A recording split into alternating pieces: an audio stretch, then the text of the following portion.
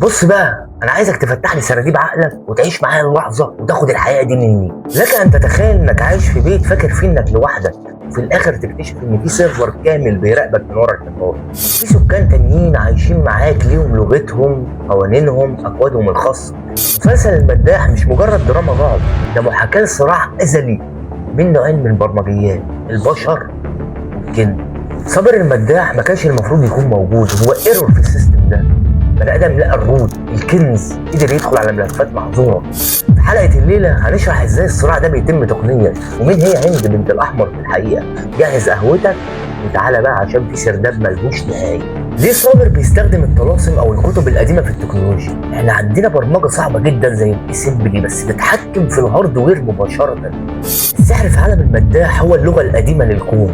الكلمات اللي كان صابر بيستخدمها هي عباره عن كوماندلز، وهي اوامر برمجيه مش اكتر. الاوامر البرمجيه دي بتتبعت زي نظام ذبذبات للبعد التالي. الجن هنا مش بيخاف من الكلام، هو بينفذ الكود صح. المشكله ان الاكواد دي مفتوحه المصدر، اي حد ممكن يستخدمها، بس لو ما عندكش بروتوكول حمايه قوي الكود هيرتد عليك وهيحرق السي بي يو بتاعك، وده اللي بنسميه في الحاله دي المس او الجنون.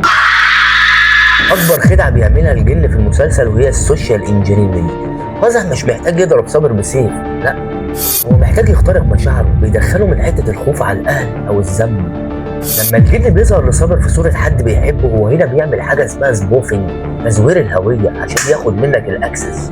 في عالم الاسلحه والتقنيه هو اصعب اختراق اللي بيجي من جوه، والجن ملوك الاختراق الداخلي. هم بيعرفوا الباسوردز بتاعك عشان يعرفوا نقطه ضعفك ويستخدموه ضدك عشان يوقعوا الفاير وول الايماني اللي انت بانيه. قزح في المسلسل بيمثل السوبر يوزر في عالم الظلام، هو عنده صلاحيات مرعبه، يقدر يتحكم في عناصر الطبيعه، يغير الواقع، يخلق اوهام، يعمل كل شيء. نروح بقى لعمك صابر. صابر هنا بيمثل الهاكر الاخلاقي، وايت هاكر، بيستخدم نفس ادواتهم عشان يقفل الثغرات اللي هم فتحوها. الصراع اللي انت بتشوفه من ورا الشاشه هجوم الاف الكيانات على شخص واحد. هل صابر هيقدر يستحمل الضغط ده ولا السيرفر بتاعه هيعمل سيستم كراش؟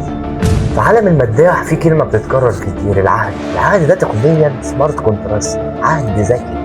بمجرد ما يتوقع بالدم مفيش تراجع عنه، الشروط بتتنفذ تلقائيا. عشان صابر يقدر يفك العهود دي لازم يوصل للنسخه الاصليه من الكود، وده اللي بيخليه يدور في كتب قديمه زي الجفر او شمس المعارف. البحث ده خطر جدا لانك بتتعامل مع بيانات خام اسمها الرو داتا، كفيله انها تدمر اي شخص يقرب منها من غير تشفير كافي. الزتونه ان مفيش باب بيتفتح الا لما يكون فيه ثغره، والجن ما بيخترقش غير السيستم الضعيف. صابر المداح كشف لنا اللعب، بس انا عايز انوه لحاجه: انت اللي بتحدد ان انت يوزر يتلعب بيه او اجمل من السيطره على الشفرات.